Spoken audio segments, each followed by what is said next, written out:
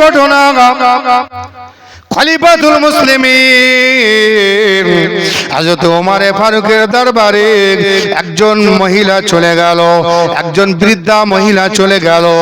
এই সময়তে দরবারে যে যখনই কিনা কিছু আটা নিয়ে আসবে, কিছু আটা নিয়ে আসবে, কিছু তেল নিয়ে আসবে, তিনি রুটি বানিয়ে তিনি ওই তেল দিয়ে রুটি বানাবেন, বাড়িতে আসবেন। ওমর ফারুকের দরবার থেকে জাইতুন তেল যখন নিয়ে চলে আসলো, ওই তেল নিয়ে যখন রাস্তা দিয়ে হেঁটে হেঁটে যাচ্ছে, হযরত ওমর ফারুকের কাছ থেকে যখন কিনা নিয়ে চলে আসলেন, বুড়ি মহিলাটা হাসট খেয়ে তেলটা জমিনে পড়ে গেল। পড়ে যাওয়ার সাথে সাথে তেল মাটি তেলটা শুষে খেয়ে নিল। ওই সময়তে বৃদ্ধা মহিলা চলে গেল, আবার ছুটতে লাগলেন হযরত ওমর ফারুকের দরবারে। ও খলিফাতুল মুসলিমিন হযরত ওমর ফারুক, আপনি কিছু যদি না মনে করেন, আপনাকে আমি একটা কথা বলবো। ওই সময়তে বললেন, মা মহিলা, ও মা মহিলা বলো, কি কথা বলবে? ওই সময়তে বললেন, খলিফাতুল মুসলিমিন হযরত ওমর আমার কাছে যে জাইতুন তেল দিয়েছিলেন, জাইতুন তেলটা জমিনে পড়ে যাওয়ার সাথে সাথে, জমিনে পড়ে যাওয়ার সাথে সাথে জমিন খেয়ে নিয়েছে। এত বড় সাহস, জাইতুন তেলটা খেয়ে নিল। চলো মা, কোথায় সেই জাইতুন তেল পড়লো? ওই সময় তো ওমর ফারুক হেঁটে হেঁটে চলে গেলেন বৃদ্ধা মহিলার সঙ্গে গিয়ে যখনই কিনা দেখিয়ে দিলেন এইখানে।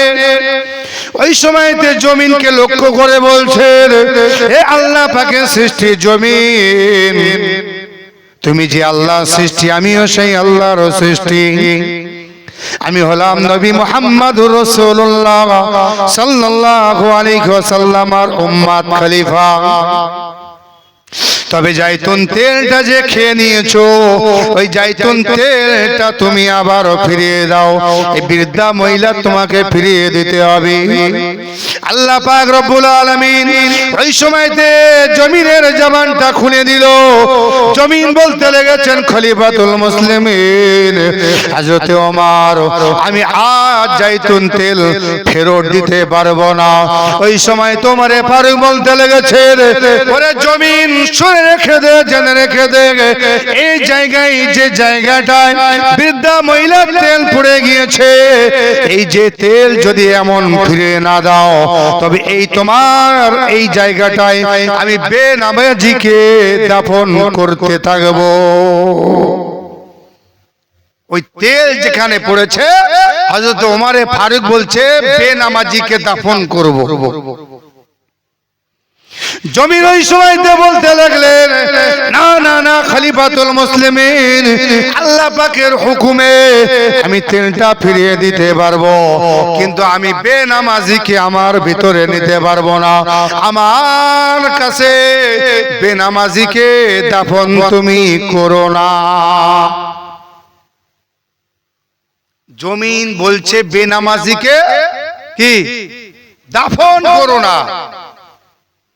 তাহলে চিন্তা করছেন আমরা কি যন্তর, আমরা কি যন্তর, জমিন পর্যন্ত নিতে চাইছে না।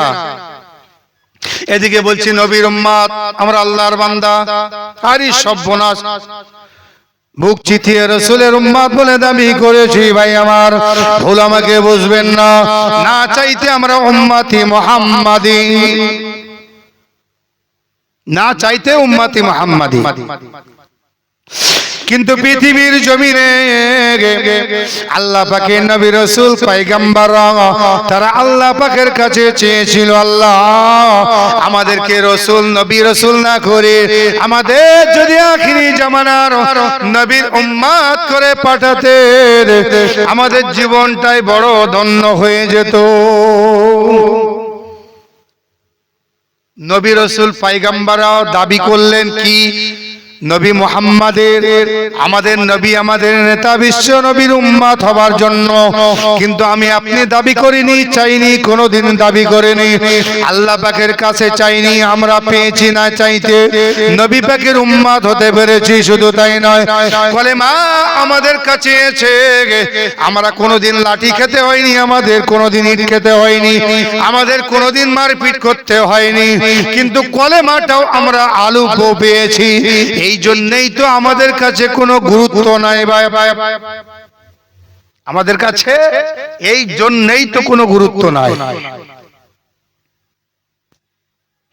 আমার ভাইজান, আমার আব্বা জানেরা, নওজোয়ান যুবকেরা, আমার আল্লাহ পাক রব্বুল আলামিন কোরআন পাকের মধ্যে অপর আয়াতে জানালেন, বিসমিল্লাহির রহমানির রহিম, কুল ইন কুনতুম তুহিব্বুনাল্লাহ ফাত্তাবিউনি ইউহিব্বুকুমুল্লাহ ইয়াগফির লাকুম যুনুবাকুম আল্লাহু গফুরুর রহিম।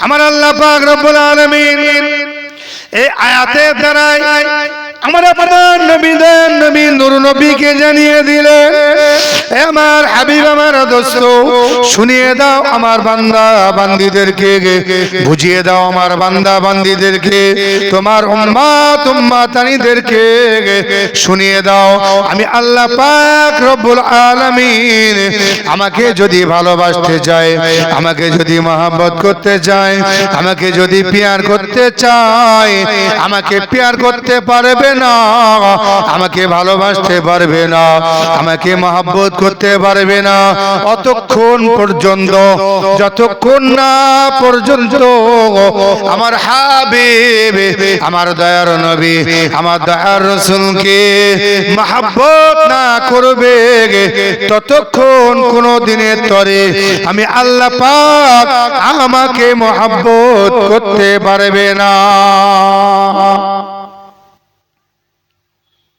আমার আল্লাহ পাক বলছেন, বিশ্ব নবীকে মহব্বত করলেই আল্লাহকে মহব্বত করা হবে।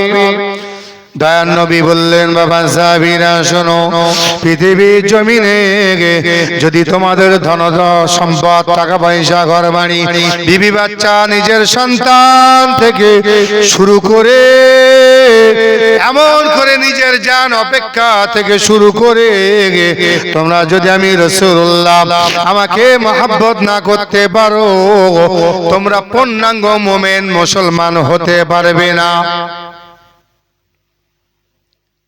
দয়ার নবী বললেন, টাকা পয়সা, জমি জায়গা, ঘর বাড়ি, বিবি বাচ্চা, মা বাপ, নিজের জান অপেক্ষা রাসূলকে যদি ভালো না বাসতে পারো, তাহলে পূর্ণাঙ্গ মুমিন মুসলমান হতে পারোনি। এবারে আমরা নিজেরা বিবেক, জ্ঞান, বিবেক দিয়ে যদি বিচার করি, তাহলে আমরা কি রাসূলুল্লাহকে সঠিক ভালোবাসতে পেরেছি বলে মনে হয়?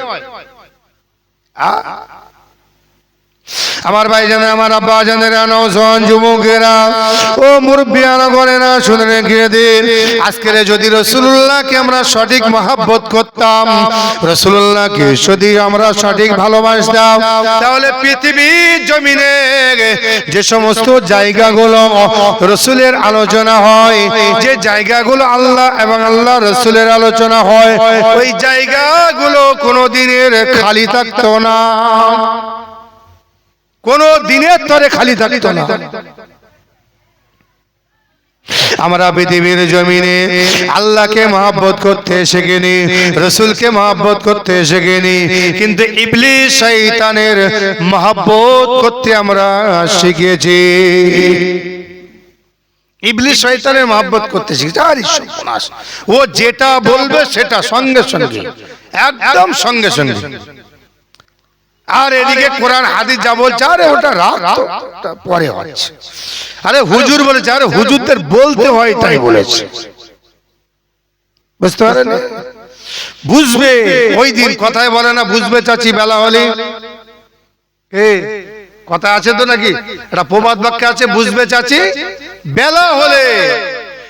এই বান্দা বুঝবে। একটা হালকা শর্টে উদাহরণ দেই, যেহেতু না দেওয়াটাই ঠিক, বোঝানোর জন্য বলছি। একটা সাপ আর একটা বেজির বন্ধুত্ব, গভীর বন্ধুত্ব। এখন যে বন্ধুত্বটা মানে আমাদের মধ্যে আসে কিনা মনে হয় এরকম একটা জায়গা, এত বন্ধুত্ব। কিন্তু বেজি সাপের জীবনে বহুতবার বলেছে, ভাই বন্ধু তুমি যে চলো, তুমি যে এত সুন্দর একটা দেখতি, এত সুন্দর তোমার গা তেল মতো, আর তুমি যে এই যে একটু হেঁকে মেঁকে চলো, এটা না কত খারাপ লাগে। এত সুন্দর তোমার দেখতে, তুমি একটু সিধা হয়ে চলতে পারো না, কত সুন্দর দেখাবে। সাপের জীবনে বহুতবার বেজি বলেছে, এক বন্ধু অপর বন্ধুকে বলছে, কিন্তু সে সাপ কোনোদিন সিধা হয়ে কি চলেনি। ও সে চললে সে হ্যাঁকা ব্যাঁকা তো হয়েছে। হঠাৎ করে সাপ মরে পড়ে আছে, আর বন্ধু ওইদিকে বেজি, সে ওই রাস্তা দিয়ে যাচ্ছে, যে দেখছে আরে সর্বনাশ, এ তো আমার বন্ধু, বন্ধু সিধা হয়ে রয়েছে, কি ব্যাপার? গিয়ে দেখছে বন্ধু শেষ। তা বন্ধুর কানে কানে যে বলছে, বন্ধু তোর জীবনে আমি বহুতবার বলেছি বন্ধু তুই সিধা হয়ে চল, তো কত সুন্দর দেখতে, একটু সিধা হয়ে চল না বন্ধু, কত সুন্দর দেখাবে। কিন্তু বন্ধু তুমি যে সিধা হয়েছো, কিন্তু মরে সিধা হয়েছো। সেই তুমি সিধা হলে তা একটু জ্যান্ত বেলা সিধা হলে না, বুঝতে পারেননি? এই পৃথিবীর জমিনে আমাদের বুকে, আমাদের সমাজে কিছু মুসলমানের এই রকম দশা।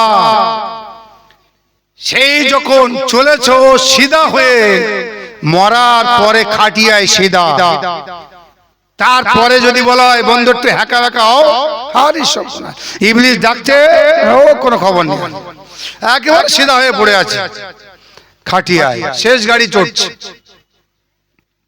সিধা এই মুসলমান একদিন হবে কবে? খাটিয়ায় উঠলে। আমার আপনার নবী, দয়ার নবী, নূর নবী, হাবিবুল্লাহ নবী জনাবে মুহাম্মদুর রাসূলুল্লাহ সাল্লাল্লাহু আলাইহি ওয়াসাল্লাম সাহাবা কেরামদেরকে জানিয়ে দিলেন, ও আমার সাহাবীরা শুনে রেখে দাও, জেনে রেখে দাও, পৃথিবীর জমিনে যে সমস্ত আমার উম্মত উম্মাতানিরা জান্নাতের বাগানটাকে তালাশ করে জান্নাতের বাগানে চলে যায়, আমি রাসূলুল্লাহ জানিয়ে দিলাম ওই সমস্ত আমার উম্মত উম্মাতানিরা, এক শ্রেণী উম্মত উম্মাতানিরা আমি রাসূলুল্লাহ আমাকেই মহব্বত করলো। জোরে বলুন, আর একটু জোরে হবে না? ও আমার সাহাবীরা শুনে রেখে দাও, জেনে রেখে দাও, পৃথিবীর জমিনে যে সমস্ত জান্নাতের বাগানে, যে সমস্ত জান্নাতের বাগান হয়ে যায় আল্লাহ পাকের আসমানের নিচে, জমিনের উপরে, আল্লাহ পাকের বান্দারা বান্দিরা এই আসমানের নিচে জমিনের উপরে দোয়ার মাহফিল জান্নাতের বাগান বানিয়ে দেয় আল্লাহ পাক রব্বুল আলামিন। ওই জান্নাতের বাগানটা আল্লাহ পাকের দরবারে কবুল করে নেন। জোরে বলুন, এই জান্নাতের বাগানে কবুলিয়াত না কবুলিয়াত না? আমার দয়ার নবী বললেন কবুলিয়াত, কিন্তু এর একটা শর্ত আছে।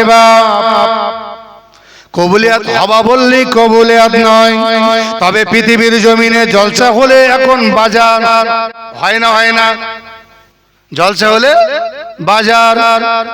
আচ্ছা, সব থেকে ইবলিসের কথা আলোচনা হয় কোন জায়গায়? বাজারে হয়। আর সব থেকে নিকৃষ্ট জায়গা বলা হয়েছে বাজার।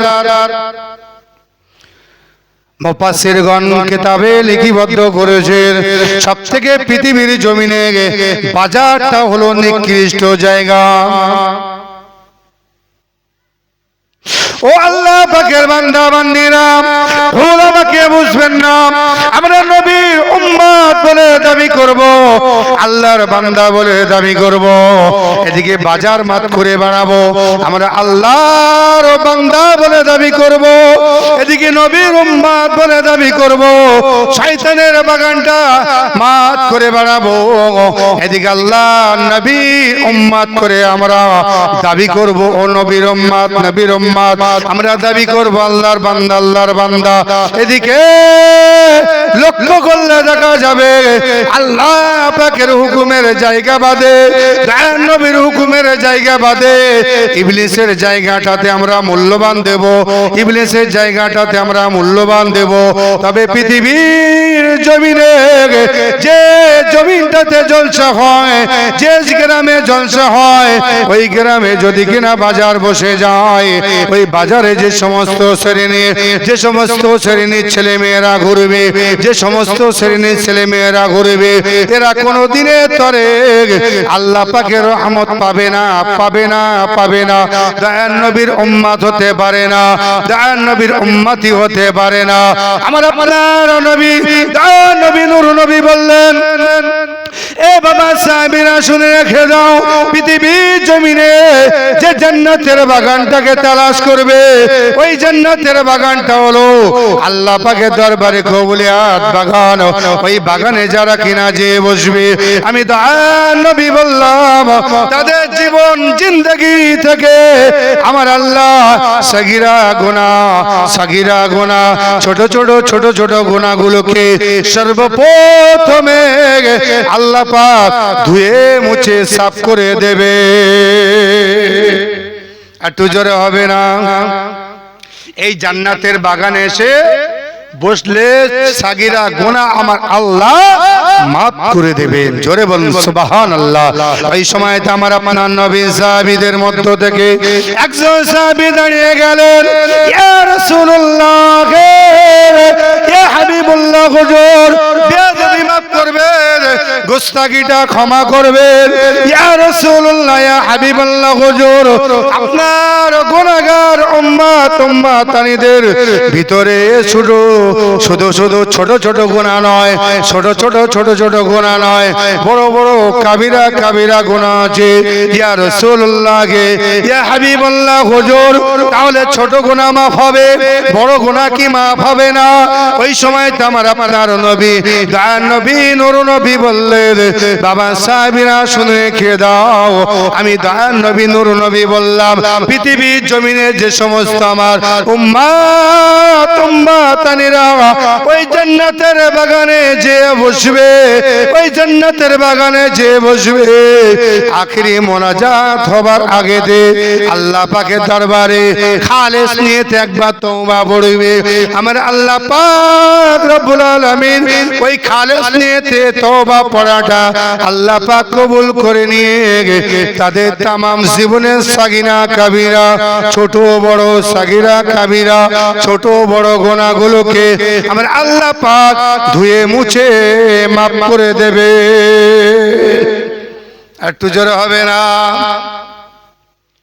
তাহলে যারা এসে বসবে তাদের গুনাহ মাফ হবে, আর যারা এখানে এসে বসবে না তাদের গুনাহ মাফ হবে না। আমার আপনার নবী, দয়ার নবী আরো বললেন, হে বাবা সাহাবীরা, আমার ওই সমস্ত উম্মতানিরা যারা কিনা বাড়ি থেকে নিয়ত করবে জলসার মজলিসে, দোয়ার মাহফিলে, আমি রাসূল আমার মাহফিলে যে বসবো, এইটা নিয়ত করবে, আল্লাহ পাকের মালাইকা ফেরেশতা, আল্লাহ পাকের মালাইকা ফেরেশতা তার নেকি, তার আমলে লিখিবদ্ধ শুরু করে দেন। জোরে বলুন, একটু জোরে হবে না? আল্লাহ নেকি আমাদের লিখিবদ্ধ করবেন ওই সময় থেকে, যে সময় থেকে আমরা নিয়ত করব যে নবিয়ানা জলসায় আমরা যাব। হ্যাঁ, সাহাবীরা বললেন, ইয়া রাসূলুল্লাহ, হাবিবুল্লাহ, হুজুর তাহলে যে গুনাহ লেখা যে ফেরেশতা, গুনাহ কি আর লিখবে না যদি যেতে যেতে একটা গুনাহ করে? আমার দয়ার নবী বললেন, না, ওই গোনাটা তখন লেখা হবে না। কেন? ওকে সময় দেওয়া হবে ওই গোনাটার জন্য। সে যদি অনুতপ্ত হয় আমার আল্লাহ মাফ করে দেবেন। জোরে বলুন, আর একটু জোরে হবে না? আচ্ছা, যারা যে সমস্ত দুটো করে ডানা যারা ঘুরছে এরা অনুতপ্ত হচ্ছে বলে মনে হয়? এরা অনুতপ্ত হবে বলে মনে হয়? আরে সব সুযোগ পায়নি, মা বাপ ছাড়িনি, আজকে সুযোগ পেয়েছে। খালাতো ভাই, মামাতো ভাই, ফুতো ভাই, দোলা ভাই, শালি, ঠালা গুতো করে ঘরে চলে যাচ্ছে গোনালে। বুঝতে পারেননি? আমার ভাইজান, আমার আব্বা জানেরা, নওজোয়ান যুবকেরা, আজকের যে মহল্লা জলসা, যে মহল্লা, যে গ্রামের জলসা, এই গ্রামে আল্লাহ পাকের রহমত নাজিল হচ্ছে 100% সত্য কথা।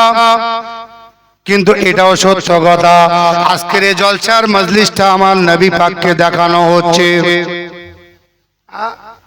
আজকের এই মজলিসটা আমার নবী পাককেও দেখানো হচ্ছে। কিভাবে? হয়তো আমরা অনেকে বলি আমার দয়ার নবী, বিশ্ব নবী সুদূর মদিনা থেকে সচক্ষে দেখছেন। না না, দেখানো হচ্ছে, দেখতে পাচ্ছেন, কিন্তু সিস্টেমের মধ্যে। আল্লাহ পাক রব্বুল আলামিন কোরআন পাকে ঘোষণা করেছেন বান্দাদেরকে কিভাবে দেখান আমার নবীকে। আল্লাহ পাক রব্বুল আলামিন কিভাবে তার বান্দাদেরকে, তার হাবিবকে দেখিয়ে থাকেন, কিভাবে দেখান পৃথিবীর জমিনে। তবে একটুখানি আমি একটু বুঝিয়ে দেই, এখন দুনিয়াবি দিক দিয়ে বুঝিয়ালে বুঝতে পারবেন। আজকের দিনে যেখানে জলসা হচ্ছে, আমি হুজুর জলসা করছি, এখানে মহিলারা আসবে না, কিন্তু মহিলাদের জায়গা করা হচ্ছে আবদ্ধ জায়গা। সেখানে হুজুর দেখতে পাচ্ছে না, পায় না? নিশ্চিত পাচ্ছে। কেন পাচ্ছে? এই যে মেডিসিন, এই যে মেডিসিন দেওয়া আছে না, হোস পাইপ মেশিন, এই মেশিন দিয়ে হুজুর দেখতে পাচ্ছে। তাহলে কি হচ্ছে? Satellite camera. এই স্যাটেলাইট ক্যামেরার দ্বারাই যদি মেয়েদেরকে দেখানো যায় হুজুরকে, তাহলে স্যাটেলাইটের দ্বারাই আমার আপনার নবীকে দেখা যায় না, দেখতে পান না। ও আমার আল্লাহ পাকের বান্দাগণেরা, ও নবী পাকের প্রেমিকেরা, শুনে রেখে দেন, জেনে রেখে দেন, ভুল আমাকে বুঝবেন না। আজকের জলসার মজলিসটা আল্লাহ পাক রব্বুল আলামিন আমার নবীকে, দয়ার নবীকে, নূর নবীকে দেখাবেন। কিভাবে দেখাবেন? ওই রকম স্যাটেলাইট ক্যামেরা বন্দি করে দেখানো হবে। যেমন ক্যামেরা বন্দি করা হবে, ক্যামেরা বন্দি করে আমার নবীকে দেখানো হবে। ইয়া রাসূলুল্লাহ, ইয়া হাবিবাল্লাহ, হুজুর আপনার উম্মাত উম্মাতানিরা অমুক গ্রামে বসে বসে জলসার মজলিসে, দোয়ার মাহফিলে বসে, নবিয়ানা জলসায় বসে আপনার প্রতি দরুদ শরীফ পড়েছে, আল্লাহর প্রতি, খোদার প্রতি হাম প্রশংসা করেছে, দেখানো হবে।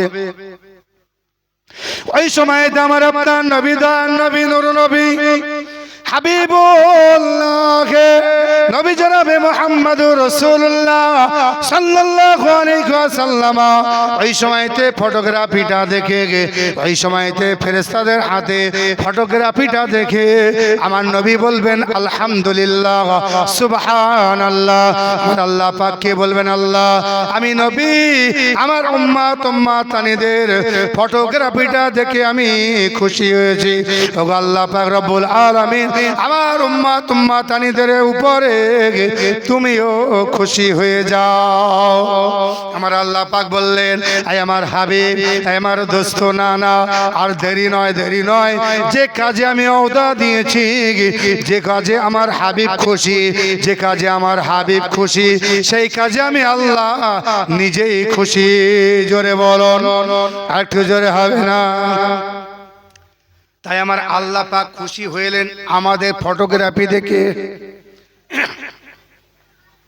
এবারে হয়তো ভাবছেন হুজুর তো জলসার মজলিসের ফটোগ্রাফির কথা বললেন, তাহলে তো আমাদের বাইরের ফটোগ্রাফি আর হবে না, নবীর দরবারে যাবে না। তবে রেডি থাকো, যে সমস্ত ফেরেশতারা শয়তান নামক বাগানে ওই যে মজলিসে ঘুরে বেড়াচ্ছ, তাদের কথা শুনে, ইবলিসের কথা শুনে গুতগুতি ঠেলাঠালি করছো, তোমাদেরকে ফটোগ্রাফি করা হবে, ফটোগ্রাফি করে দেখানো হবে।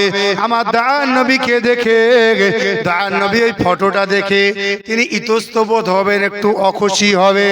যে কাজে আমার নবী অখুশি, যাদের উপরে আমার নবী অখুশি, এবারে আপনারা এই বলুন, যাদের উপরে আমার নবী অখুশি তারা কোনো দিনের তরে নবীর উম্মত হতে পারে? যে যাদের উপরে আমার নবী অখুশি তারা নবীর উম্মত হবে? এরা তো বুক চিতিয়ে বলছে আমরা নবীর উম্মত। আরে সর্বনাশ, পাগলা হয়ে যাবে নবীর উম্মত, নবীর উম্মত, কিন্তু গুনাহ কুড়িয়ে বাড়ি যাচ্ছে, গুনাহ কুড়িয়ে বাড়ি যাচ্ছে। আমার ভাইজান, আমার আব্বা জানেরা, আইয়ামে জাহিলাত যুগ, একটা অজ্ঞতা মূর্খতার যুগ চলেছিল। সেই যুগ এখনো চলছে না, এটা বিশ্বাস করবেন কোথায়? সেই যুগ এখনো চলছে না, এটা আপনি বিশ্বাস করবেন কোথায়? দয়া নবী, বিশ্ব নবীকে মহব্বত করতে হবে, ভালোবাসতে হবে। ভালো কারা বেসেছিলেন? মহব্বত কারা বেসেছিলেন?